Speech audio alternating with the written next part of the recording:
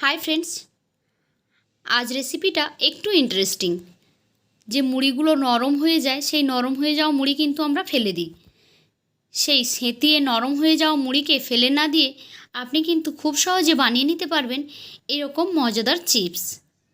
রেসিপিটি একবার দেখে নিন, তাহলে আর কোনো দিনই নরম হয়ে যাওয়া মুড়ি আপনারা আর ফেলবেন না। তাহলে চলুন শুরু করে দিই রেসিপি। প্রথমেই লাগছে মুড়ি।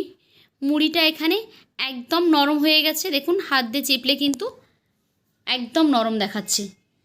এই রকমই মুড়ি, যেগুলো প্রায় আমরা ফেলে দিই, সেই মুড়িগুলোকে আর ফেলবো না। এর সঙ্গে অল্প একটু ভালো মুড়ি আমি এখানে ইউজ করলাম, যেটা নরম হয়নি, শক্ত রয়েছে। এখন এই সবগুলো মুড়িকে জল দিয়ে খুব ভালোভাবে ধুয়ে পরিষ্কার করে নেব। এখন দেখুন জলগুলো শুকনো হয়ে এসেছে, অনেকটা টেনে নিয়েছে এই মুড়ি। এটা কিন্তু বেশ নরম হয়ে গেছে।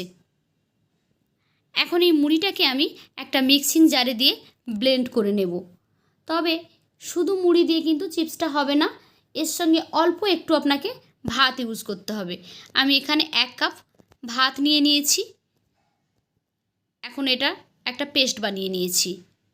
তারপর এই পেস্টটাকে আমি একটা ছাঁকনি দিয়ে খুব ভালোভাবে চেলে নেব, যাতে করে এর মধ্যে কোনো রকমের দানা দানা ভাব না থেকে যায়। মুড়ির যে দানাগুলো আছে সেগুলো যেন বেরিয়ে যায়। তাই খুব ভালোভাবে এটাকে একটা ছাঁকনি দিয়ে আপনারা ছেঁকে নেবেন।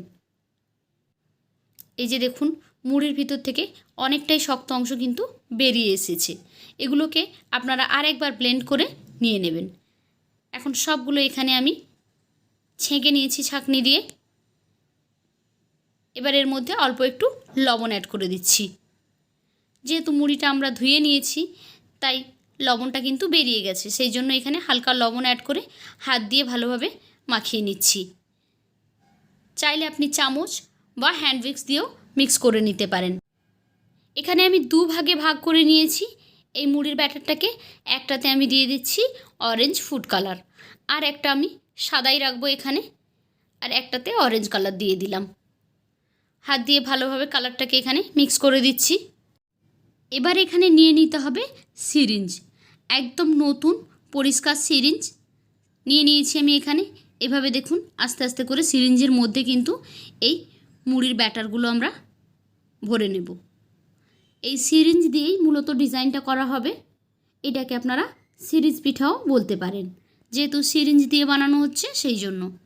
এখন দেখুন অরেঞ্জ কালারটা দিয়ে আমি ডিজাইন করে নিয়েছি, সাদাও কিছুটা করেছি।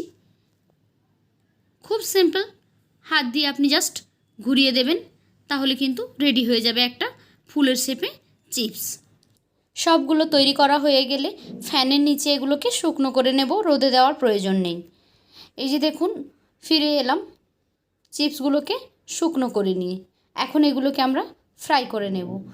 কড়াই আমি তেল দিয়ে বসিয়ে দিয়েছি গ্যাসে, তেল গরম হলে দিয়ে দিলাম চিপসগুলো। এবারে দেখুন একা একা কীভাবে ভেসে উঠছে, দেখলেন? তাহলে ফেলে দেওয়া মুড়ি থেকে কত সুন্দর একটা চিপস তৈরি হয়ে গেল। বাচ্চারা কিন্তু এটা খুব খুশি খুশি মনে খেয়ে নেবে। তো কেমন লাগলো আজকের আমার এই রেসিপি? যদি ভালো লেগে থাকে তাহলে লাইক, কমেন্ট অ্যান্ড শেয়ার করবেন। আর এই রকমই সহজ সরল রেসিপি পেতে আমার চ্যানেলটিকে সাবস্ক্রাইব করে বেল আইকনে ক্লিক করে নোটিফিকেশান অন করে দেবেন।